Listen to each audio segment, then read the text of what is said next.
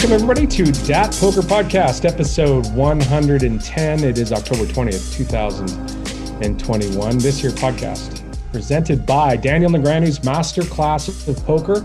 Masterclass.com. Head on over there. Tons and tons of interesting classes being taught for one price to see everything. Livy's got a poker course as well, but there's all kinds of neat stuff. So head on over there and check it out along with Daniel's Masterclass.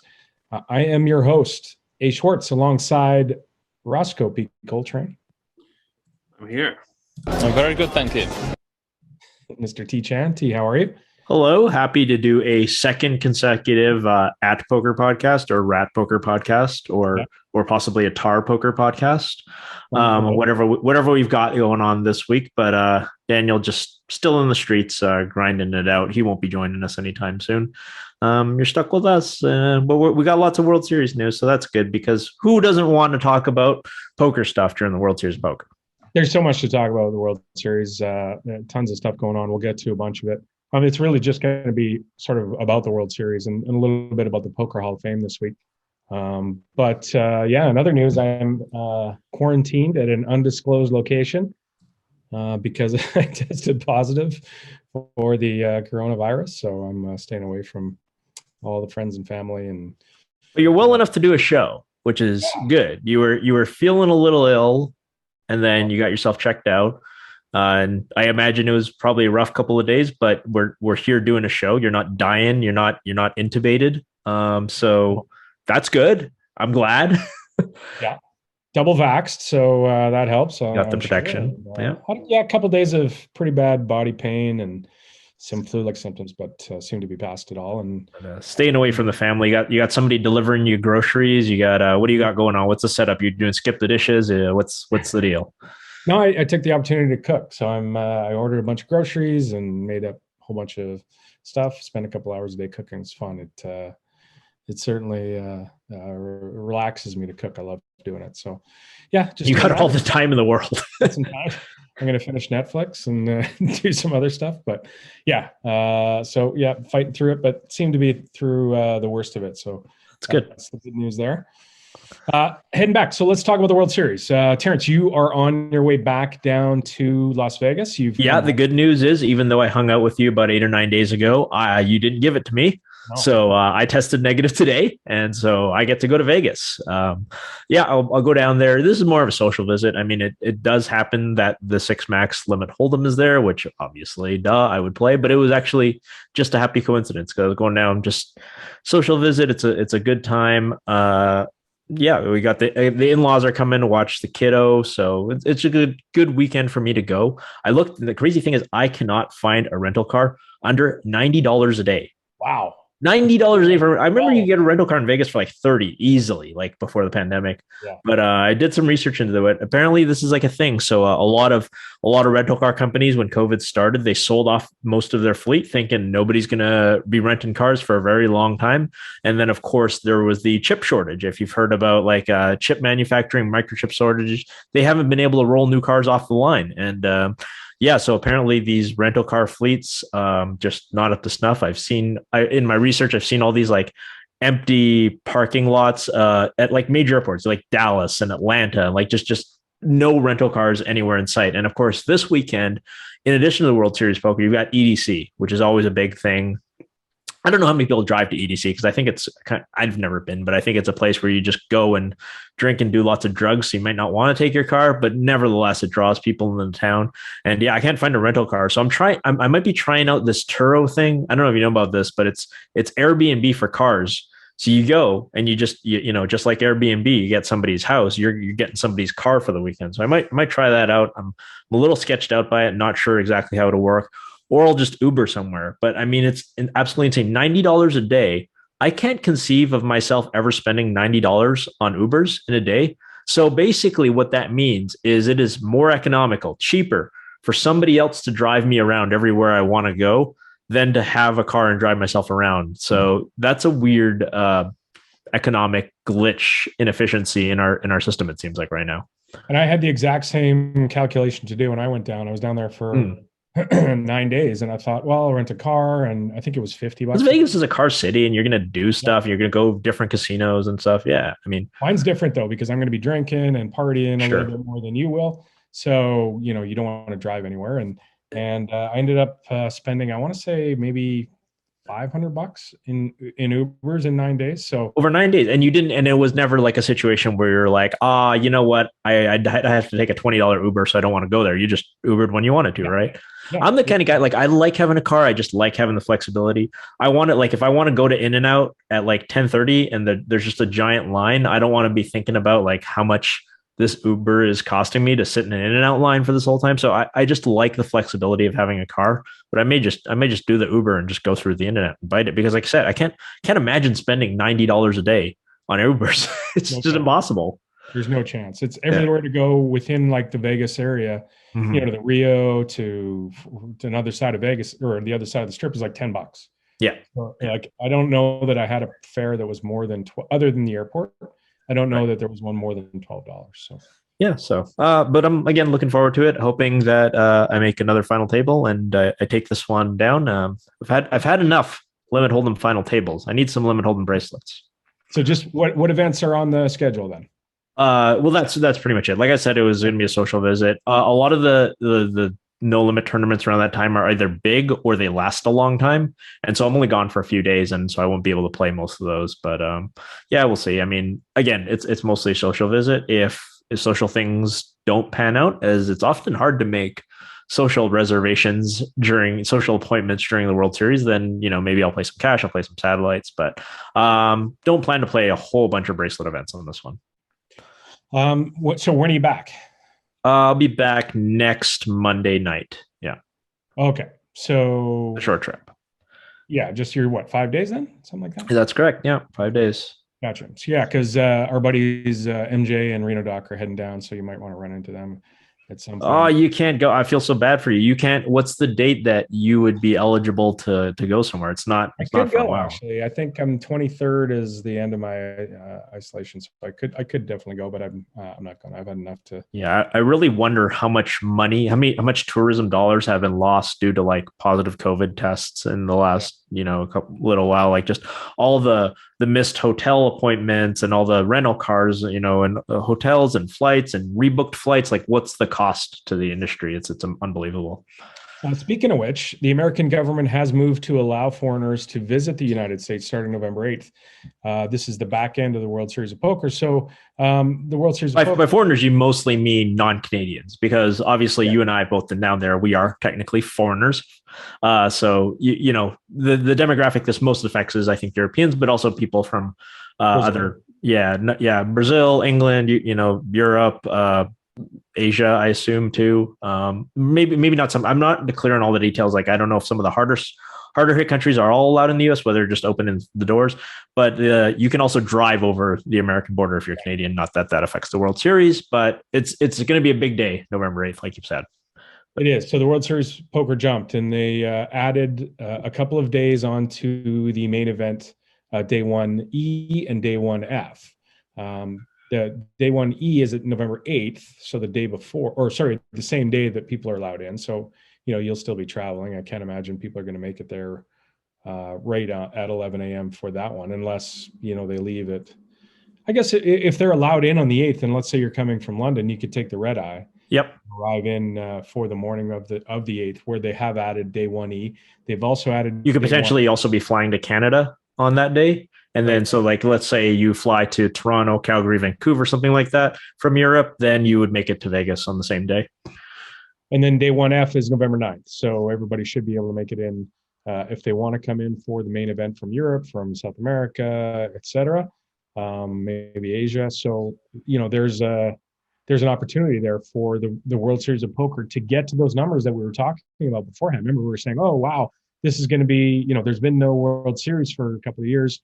This is going to be an explosion. We're going to have 10,000 people in the main event. There was a lot of discussion about numbers just being blown out of the water. Well, this is a chance for the back end of the World Series to really get some people in. Now, the numbers have been really good, like compared to what we thought maybe it would be.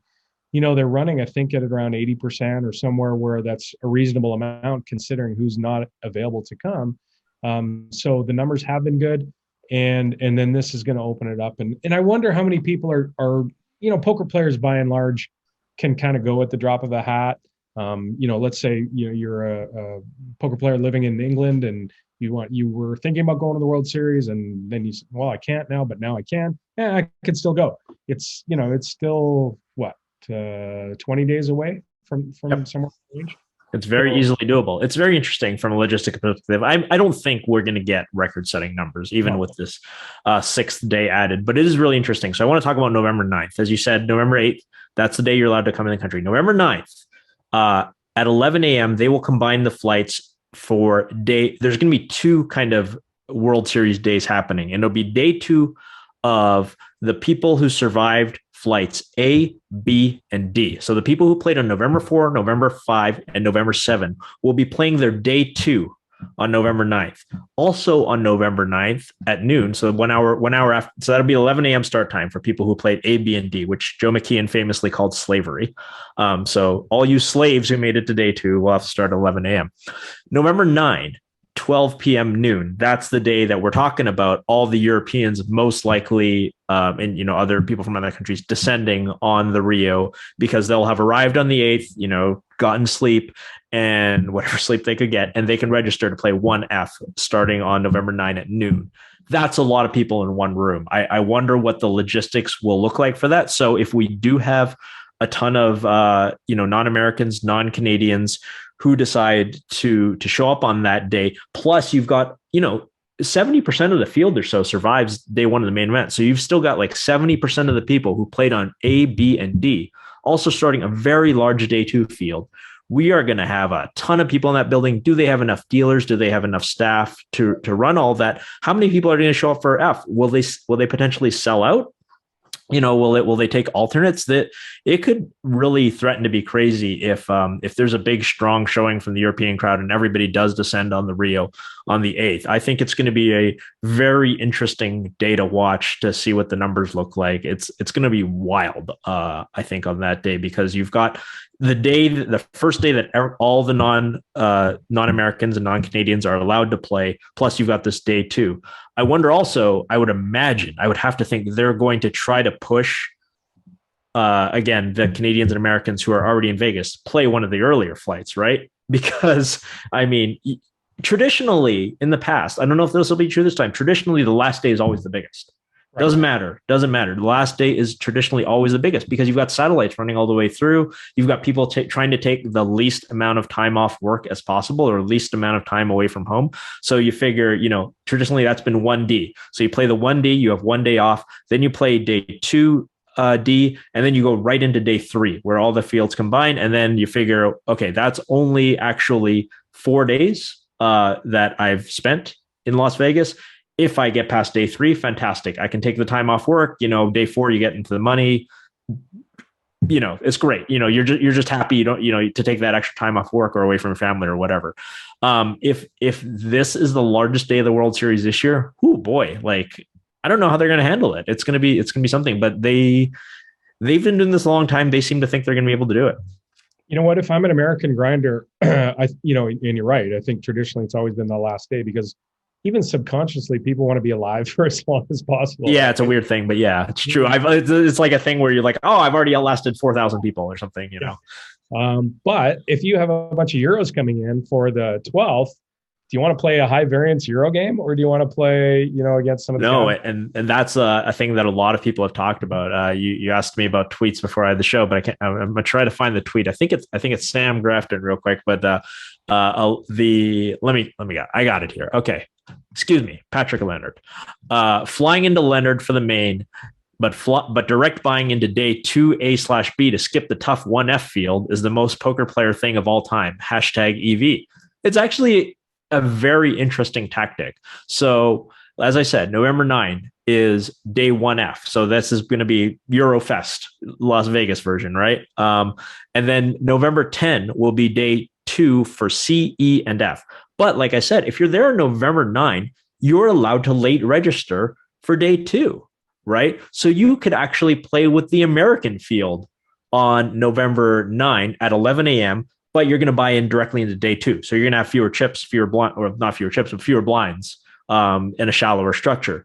But you would play with this theoretically softer American field because, generally Europeans, for better or worse, are perceived to be tougher because they still have international internet poker. They're kind of in those streets, whereas Americans, they play ring fest poker. They're mostly playing live. There's less impediments. There's more. The thought is that there's more amateurs in this field. So if you are coming in as a European on November 9th, do you play day one, start with all the chips, deep structure, or do you start in on the day two with the theoretically softer field? November 11th, everybody combines. So November 10th, like I said, C, E, and F. So that'll be people played November 6th, November 8th, and November 9th. They'll all combine on November 10th.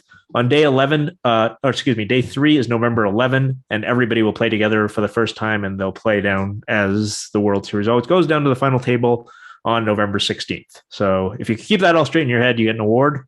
Maybe you win the next NFT. But that's the way it looks. Some interesting strategy decisions on what to play for the main event for sure. And what do you get? Are you going to stay down? No, you're not coming back. No, I can't be away for that long. See, I'm one of these guys. But if I was playing, if I was a no limit specialist, this is the kind of things that I'd be thinking about, right? I mean, if I was a no limit specialist, I might just play 1A. And then come back later, because if you play 1A November 4th, you have 5 days off until day 2, where you play A, B, and D. And then November 11th is when you would play together. So you would play the 4th, the 9th, and the 11th. That's a long gap in between. It's a long enough gap you could actually go home. Maybe not. Maybe you wouldn't want to do that if you lived in Canada and that's really far away. But if you lived in California and you just drove across the 15, you would definitely go home, I think. What do you do if you're Daniel Negreanu? I mean, I don't know. I imagine it probably depends on if there are other bracelet events going on. I believe there are, yeah.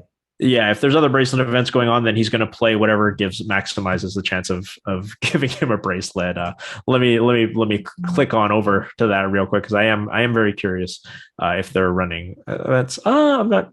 Yeah, there's weird things there's no actual events running other than the main event from the 4th to the 8th, but you do have day 2s of things like the mini main event and the mixed no limit hold'em and PLO that might be in their final day. But I think they have cleared it out for the main. I don't know. We should text Daniel and ask him what he's going to do and why, and maybe he can share his opinion. Maybe Ross can even do that right now while we're talking. Yeah, ask him he might not even have looked at it, right? Like you did. You just went through a whole bunch of permutation. Yep. He's in the throes of going deep in a bunch of events. He probably hasn't looked at it yet, but hopefully we can sneak him on. I think he traditionally plays early. I think he traditionally plays one of the earlier days. But yeah, I'd be curious to know. I've always thought that having the off day between day 2 and 3 was very clear. Like when there was ABC or ABCD, I almost never played the last day just because I think it's a really big disadvantage to have to play day 2 and go straight into day 3. I mean, because it's such a quick turnaround. You're going to end day 2 around 11:30 midnight, come back the next day at 11 a.m. That's a tough turnaround for a lot of people just because you never really wind down and get to sleep right away. So taking the rest day, I think, is always the play. Yeah, it might not take its toll right on that day, but if you get 4 or 5, then it becomes excellent. You'll wish you had that rest day earlier for sure. All right. Since our last show, some of the bracelet winners include Scott Ball, who wins the $5,000 six max. He of Twitch Poker. I believe he was the master behind Twitch Poker back in the day, and he's left there. But Anthony Zinno wins his second bracelet of the series in the $1,500 horse. He had previously won, of course, the 10K stud earlier. Chance Corneth winning his third bracelet. Let's stop and talk about that one real quick. So as we get through, but Anthony Zinno, we talked. He was almost the side story of the event that he won. Right. I mean, how unfair is that in a way, right? So like Anthony Zinno wins the $10,000 stud, a marquee event, one of the championship events at the World Series. If you ask people 3 days later, who won it? What was the most memorable thing about the 10K stud final table? It was not the fact that Anthony Zinno, one of the real, by all accounts, class X of the game. I mean, every interaction I've ever had with him at the table, he's always been nice and friendly and cool. Been a gentleman every time. It was not that he picked up his third, I think at the time, bracelet in the 10K stud. But that, of course, Phil Hellmuth just went on his burn the house down rant. But good to see that a little karma comes back to him as he wins the second bracelet, and I believe that would be he just won a poker bracelet. Thank you, Rudy. His fourth, I believe. I don't have it in front of me, but I think that's Zinno's fourth bracelet.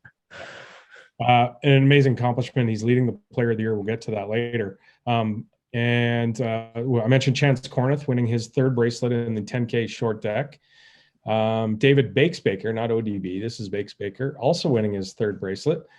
And Mike Norrie winning his first bracelet in the 1500 monster stack for over 600,000. And great. And I know Mike from playing golf in the Matt Savage Invitational.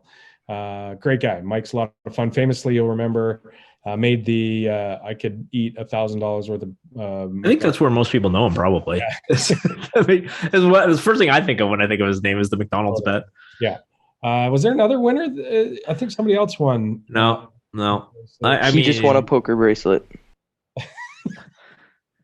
That's okay. All right. So we'll mention. So Hellmuth, that's perfect because I think the difference in tone from Rudy's voice in the first drop to the second one, that there's like a lot of bracelets in between there for Phil Hellmuth Jr. So Phil wins.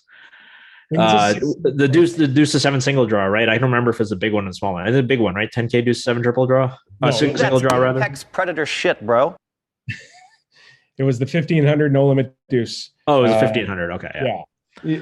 Cadillac poker, often called. And you know, it's interesting. So while Phil was at the final table, I'm watching and I'm sweating, and PokerGo didn't stream it. It wasn't on the schedule, and it's really difficult for them to sort of adjust their streaming schedule just because Phil made it. You know, they've got people working and all kinds of different stuff to worry about. But so it wasn't streamed, and I'm watching it, you know, as the updates come on PokerGo, and I'm, you know, simultaneously wanting him to win his 16th bracelet, just, you know, to watch him strut around and enjoy it. And obviously it's a great accomplishment, and wanting him to lose in the most painful way possible, like somehow or another, just, you know, guy draw four to you know, beat his eight or something. So it was this weird sort of thing for me anyway. I mean, it wasn't close for me, but I mean, listen, I don't even think that PokerGo has a tough decision whether they want Phil to win number 16 or whether they want him to lose his mind on camera, because I think one of those, if we're just, you know, because the most common excuse made for his infantile behavior is, well, you know, it brings in the ratings.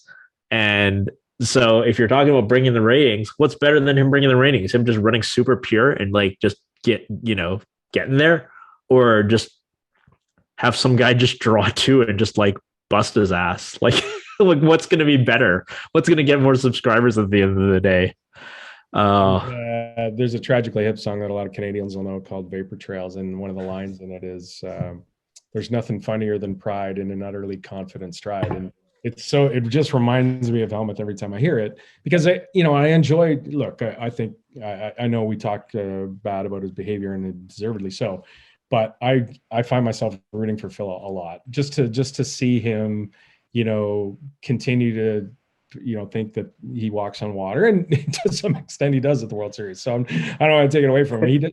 I think I tweeted this. I'm like, he does some really weird shit, and it seems to fucking get him results. Like, it seems to work. So it's pretty amazing. I mean, you got to give him your props. I mean, I still don't know what's happening, but no, and I mean, he did it. Games, and I used to, like, you know, I watched him win or come second or something in a Raz event 5 years ago, where I think it was like he had open kings and he ended up making a wheel he had to hit twice to catch up, and he made it. And I was just like, my mind was just blown. And then these are the mixed games that he continues. Let's talk about what he's done here. Well, No Limit Deuce is a different one. Like No Limit Deuce is probably a little bit more up his alley. It's a little less technical and a little more field based. So he's going to do well in a game like that more often than not. He's at his fifth final table right now as we speak. Daniel just busted out in ninth. He's at his fifth final table of this World Series of Poker, and this is the $10,000 dealer's choice. So let's talk about it. He's made the 25K horse. He made the final table, finished sixth. The Omaha high-low 8 or better 10K buy-in, he finished fifth. The 7-card stud, aforementioned 10K buy-in, finished fourth. The No Limit Deuce low ball, he finished first. This is the one he won. And again, he's at the final table now, 3rd out of 5, I believe, 3rd out of 6 in chips at the 10K Dealer's Choice. So you can't trash his mixed games. His mixed games are, he's crushing, and these are the best in the world. He puts in a lot of reps. I mean, I think he made a specific note of saying that he has worked hard on his non-hold'em games, and obviously that's showing. That 10K Dealer's Choice, interesting thing, by the way, because obviously when Hellmuth made that final table, a lot of people wanted to see it. But an interesting thing, Adam Friedman that is the chip leader of that one. He's the defending champion. Could potentially go back to back. No, he's the double defending champion. This would be a three-peat. Oh, would it really? Wow, I didn't know that. I think he's already doubled. Oh my God, that would be incredibly historic if that's the case. And then Jake Schwartz, who I believe was the one who lost to Hellmuth in the no limit single draw. If I'm not mistaken, I could be mistaken, but yeah, he's 3rd. So I mean, a lot of people just having real good World Series out here. But Phil Hellmuth definitely near the top of the people having great World Series. Obviously, Zinno with the 2 bracelets is at the top of that list right now. But yeah, Phil's having a great World Series. No doubt. So player of the year, you just mentioned Anthony Zinno. He's leading 2,127 points. Phil Hellmuth in 2nd of the player of the year. And we're coming up to halfway through the series almost, right? There's 88 events. I think we're getting into the high 30s. So, maybe we're 40% of the way through the series. Phil Hellmuth in 2nd, as I mentioned, 2,107. Dylan Lindy is 1,757. Jay Kuhn, 1,600. Ryan Lang, Ari Engel, Connor Drynan, Pete Chen, Scott Ball, Mike Norrie, Jake Schwartz, you mentioned, and Daniel Negreanu in 14th. So Daniel within striking distance, he has 1,400 points. If he can sneak in a high finish here in an event coming up soon, he'll get his name back up into the top 5 or so. You are absolutely right. By the way, Adam Friedman did win the 2018 and 2019 10K Dealer's Choice. That is fucking amazing. If he wins, I mean, that's your guy to cheer for right now. A three-peat, like that's unheard of. Like in the modern World Series of Poker, like you have to go back to like, you have to go back to like the 70s where like there was like 40 people playing in these tournaments. And granted, yeah, Dealer's Choice is 10K Dealer's Choice is certainly a niche event, but I mean, it's a very tough field, and over 100 people enter it. I mean, I don't know how many entered this year. I think it might be a little bit less, but yeah, like over 100 people traditionally enter it. That's amazing. I'm gonna throw that just onto the background. So if I ever get distracted talking to you, it's because I'm watching. So I'm trying to pick up some fucking Dealer's Choice tips from Adam Friedman. I remember my brother finishing 2nd. He had like a 6-1 chip lead. That was amazing too. 2nd for Dan Idema. Hold him, and then coming back next year and winning it. And I was like, holy mackerel, that's a sick run. But this is taking it to the next level for sure. Yeah, that is something. Go at it. Wow.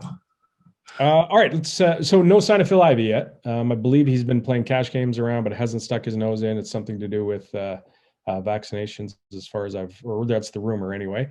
But not 100% sure on that. But he hasn't stuck his nose in quite. I think I saw a tweet of him playing an event. I'll try and find it. Oh, really? Okay. Sorry, I missed that. I didn't think he'd been playing any events yet. Haven't seen anything. All right, moving on, Terrence, to our favorite topic every year. This is the World Series of Poker. Well, I guess I should call it the World Series. It's the Poker Hall of Fame. It's the World Series. It's the Caesars. It's the Caesars Poker Hall of Fame. You can call it that. It's fine. Let's be honest. The finalists have been named, and they are Eliel Ezra, Antonio Esfandiari, Chris Ferguson, Lane Flack, rest in peace, Ted Forrest, Elke, Mike Matisow, Mike the Grinder Mizraki, Matt Savage, and Isai Scheinberg.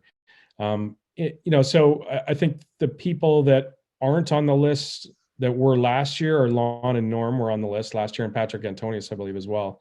And the new people are Elke and the Grinder. So looking at the list, and now it goes to the, Doyle and his buddies kind of thing to see who gets voted in. But looking at that list, I think my top 3 would be Isai by a long shot. I think Isai, we've talked about it every year, needs to be in the Hall of Fame, did more for poker than anybody in the World Series, as far as or anybody in the Hall of Fame currently, as far as I can see. My next guy would be Matt Savage, just for all the work that he's done as a builder. And I know Daniel has different views on that, but Matt Savage. And as far as player goes, I think I got the grinder in there. I mean, the guy's won the 50K Poker Players Championship 3 times, and has 5 bracelets, and has an amazing record of success for a long period of time. So I think grinder on there is it would be mine. I'm sure there's going to be some votes for Lane Flack, and deservedly so. But based on merit, the grinder is pretty hard to say no to. Sure. Yeah, I don't have an argument against that. There's, you talk about Lane Flack. There's always a little bit of bias towards the person who's recently passed. I think, we saw that with Devilfish the year that he was nominated, and that he also passed. But yeah, it's if I'm in here, if I have 10, and the structure of it, I believe, is that every current member of the Hall of Fame gets 10 votes, and you can allocate those 10 votes anyone you want. So if you want to vote 7 votes for this guy and 2 for one and 1 for the other, that's fine. But if I had 10 votes, I'd throw all 10 at Isai Scheinberg, because we talked about this again. There are people who are in the Hall of Fame because Isai Scheinberg did this. Chris Moneymaker, of course, most notably, Elke on the list. There's no way Elke's on this. I mean, look, I love Elke. I mean, he's, I consider him a friend. He's a great dude. This isn't his year. Let's not question this one day, but not this year is not his year. But Elke is not who Elke is without Isai Scheinberg. And most of what poker today isn't what it is without Isai Scheinberg. He did all this. And I know people who have been listening to you and me and Daniel for a long time have heard me say this. And you're probably tired of hearing about it every year, but luckily you only have to hear about it once a year. But it's just not the same game without Isai. He created all of this in a very big way. He blew it up. I mean, he didn't create it, but he blew it up. There's no question about it. Talk about players. I mean, I think Daniel always brings up a good point when we talk about this every year, is that the players is one area where it is kind of reasonable for the current inductees to have the votes, because a lot of times those players, they've played with these guys in the cash games. They've played with these guys even in the tournaments. I mean, just because a guy has the tournament results, does that mean he was the best tournament player, or he just ran good at a specific period of time? We don't know.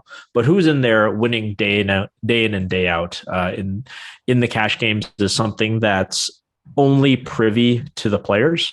If you look at the criteria, it says the player must have played poker against acknowledged top competition, played for high stakes, played consistently well, and gained the respective peers and stood the test of time. That's the criteria for players. I guess I haven't played 2,000, 4,000 in Bobby's room. So I can't say I have an opinion, but obviously Ted Forrest stands out there as a person that, like, if you kind of gave me a list and said, like, which one of these people is most surprising for not being in the Hall of Fame as a player, I'd probably say Ted Forrest. That'd probably be the guy that I'd go with. But yeah, I don't know. We'll see. It'll be interesting to see, but Isai Scheinberg is the correct answer, and we'll take it from there. And let's hope this is the year, for God's sake. He's not getting in. There's no chance. It's insane, though. I mean, it's just absolutely insane. Like, you just have to have no understanding of the history of poker to not throw all your votes in the Isai Scheinberg bucket.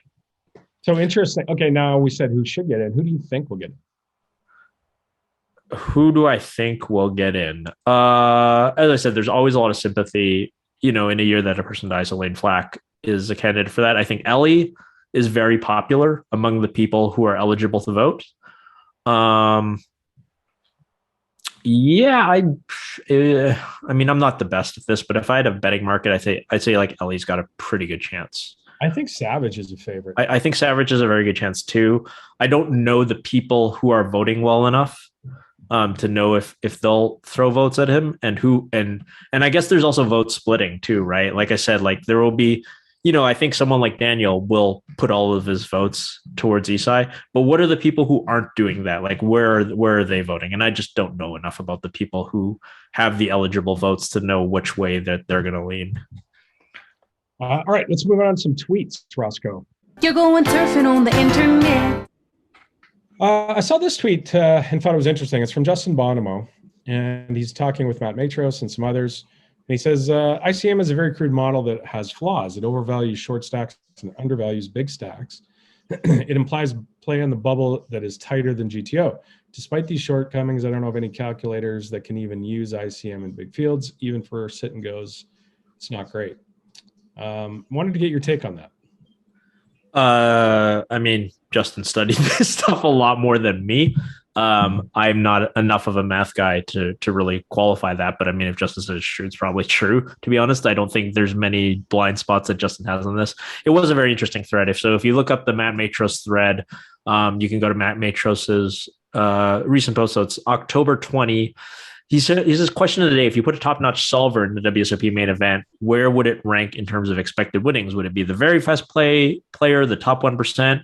Would it be top 5%, or would it be weaker than top 5%? The most. Let me guess. Before I want to see what you would answer. So you put a top-notch solver into the World Series of Poker main event. Again, this is 10-handed poker, not quite the same as short-handed, obviously for the solver. So I'm going to say it would be in the top 1 to 5%. Yeah, the problem is I think you can define this question in a lot of ways. So what does top-notch solver mean? Does it mean that is it the best solver that could run on your home computer? Is it the best solver that could run on cloud computing? Because if you're running something on home computer, you have to put in pre-flop ranges because it's just the solution is too large if you don't have any pre-flop ranges, right? So you've got to have, here's your under the gun range, here's your big blind range. These guys play a pot against each other. Here's what they should do. The solver is going to do fantastic at that. It will do absolutely great.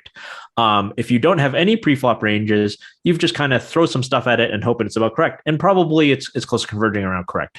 Now, what does it do in a three-handed pot? I have absolutely no idea. I know that there are solver programs out there that work on multi-way pots. I know that they exist. I don't have any idea how good they are because finding equilibrium strategy for like 3, 4, or 5-handed pots is a very, very hard, intensive thing to do. I don't know how well it'll do that.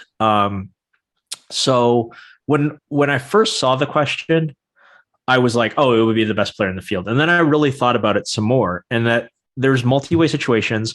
There's, like Justin says, and I think Ike Haxton also says in this thread, there's a lot of ICM considerations that humans probably do a bit better than computers, right? And there's also exploitative stuff that humans just do better. If the solver's not going to know, like you see weird stuff on the bubble of the main event of the World Series of Poker, like guys literally walking away from the table because they're scared they'll pick up aces and they'll have to like put all their chips in.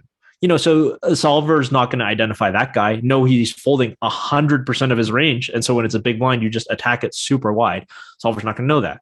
Okay. Solver's not going to know who's trying to ladder up and who's happy to be here. Solver's not going to know who wants to go home at the end of the day and who's tired. So when you start thinking about it, yeah, like it's not a well-defined question, but yeah, like intuitively, like 1 to 5% seems fine. But I don't really know. I mean, it's a tough situation because we don't really know what the solver means. Like if it's a solver on cloud computing software, then yeah, I don't know. What I think Matt is trying to get at in a way, like maybe the more interesting question is like, let's say you take a very good player, like let's say a guy who's already in the top, say 10% of the people who play the main event. So they're one of the top 10% or even the top 5%. And every time this guy had a tough decision, he could do the Zach Morris like timeout and say like freeze time, run over to his computer, input his and his opponent's ranges, come back with the correct answer, randomize, do the thing, and then the next time he has a tough decision, do that again. How much better would that guy get? And I think the answer is like a lot. That guy would get a lot better. Would he be the best player in the field? Probably not. I think Justin and Ike and so on have made a very compelling argument that they would not. Nice. Okay. Moving on. Matt Waxman. No offense to Chance, Dylan, and Jim, but I'll be kneeling during the anthem for their bracelet ceremony in protest of 10-handed poker. Yes, 10-handed poker should be banned. I do think you should. I think if you were going to take a knee for something, it should be against 10-handed poker. I think people of all ethnicities, races, and political persuasions should all agree that 10-handed poker is a blight on society. and something that we should stand out in one of the greatest criminal offenses of our time. I don't know if there's anybody out there who has a poker t-shirt company, but if you do have one, having 10 and hands with a big circle with a line through it would be a great t-shirt. Yeah, just like I think just what you want is a poker table and then just numbers of 1, 2, 3, 4, 5, 6, 7, 8, 9, 10, and then just a big X around the 10. I don't even think I think 10K events should be 8-handed. Yeah. Like I think all of the championship events. So we're talking about 10K stud, 10K limit hold'em, blah blah blah. Well, 10K studs obviously already 8-handed, but 10K limit hold'em, 10K Omaha 8 or better, and then I don't know if PLO is already 8-handed. I'm not sure, but any game that can be played 9-handed should only be played 8-handed, in my opinion. Moving on, Matt Vaughn. James Woods cutting the payout line feels like insult to injury after busting. He finished 69th in the. This is Matt Vaughn. He finished 69th in the $1,500 buy-in. Monster Stack. So he talks about James Woods cutting the line. And he says, joke, he's famous and therefore better than me. Is that what happened? James Woods cut him in line?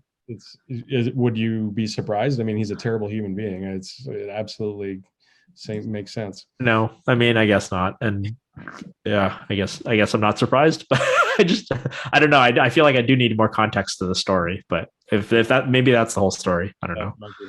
Yeah. And then I was talking about my tweet earlier about going back and forth between wanting to see Hellmuth win and lose in a painful way. Remco replied, "You're playing with fire," which I got a kick out of the wordplay there. Daniel just responded. He said, "Day 1B, but not sure yet."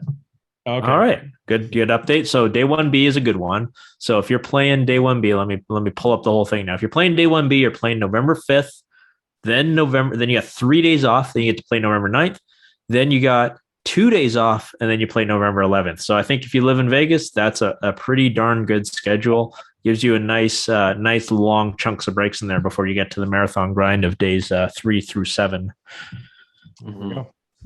All right. So if you guys don't have anything else, that's going to get us caught up in the last sort of 4 or 5 days of the World Series since we last did a show. We can do these a little bit more regularly now. And although you are going down to the World Series, so you might be busy, although it's social. So bring your. Maybe I find a guest in there somewhere. Who knows? Yeah.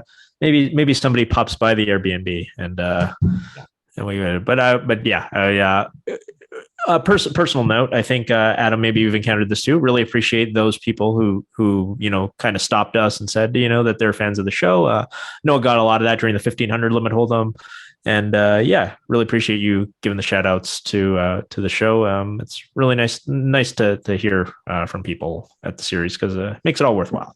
A lot of nice messages. Yeah, give away the third installment of. That's how last week's winner won. They just sucked up to Adam. Yeah, they gave me a drink. All they do, Isaac just bought me a drink, and he got the. You have to. That's how easy it is. If you see Terrence down there, buy him a drink. No, Terrence might get an NFT out of it. I don't actually have access to the NFTs. I don't have the little digital bytes, the little thing that installs it, but I'll put in a good word for you. Yeah. So this week we're going to do an Instagram. Ross, you started an Instagram and looked for people to respond on the Instagram. That's we're correct. Picking one. Is that what we're doing? Yes. I've found an app that can select a random Instagram comment. So we can do that. We'll do that live on the air. Now, the disclaimer is that we have to all agree that the comment is worthy of winning an NFT because there's some people who just put like an emoji and just press send. So we'll all right. We hit the random button, and if they're just a poop emoji, they're not getting an NFT. So what's going to happen then is we all got to vote yes for this person to win. Yeah. Okay. One of us votes no, they don't win. Yeah, that's correct. 228 comments. All right, so we're gonna hit the randomizer on that one. 28. Instagram might be a thing. Yeah, it's growing slowly. Okay. TikTok. You got to get on TikTok. I don't think much of our audience is on TikTok. What percentage of our hosts is on TikTok? Is it 0? 0. Oh, you are. It's not 0. It's at least 25. All right. So I have the randomizer here on my phone. 228 comments. Find a winner. Winners are being determined. Oh, congratulations. Here are the winners. It is. These are going to be worth millions, by the way. Somebody just won $1.5 million. This is riveting. It was Isaac Smith. Isaac Smith 72. Okay, what's his comment? We got to. I don't know because it only shows me the last 3 hours of comments. Okay, I have the comment here. You got it. All right. Yeah, because I actually saw it earlier, so it was a fairly recent one. So all right, you read it for us. It says Isaac Smith 72 says, "I love the podcast, and everyone adds their own perspectives on the topics. Thank you, Isaac."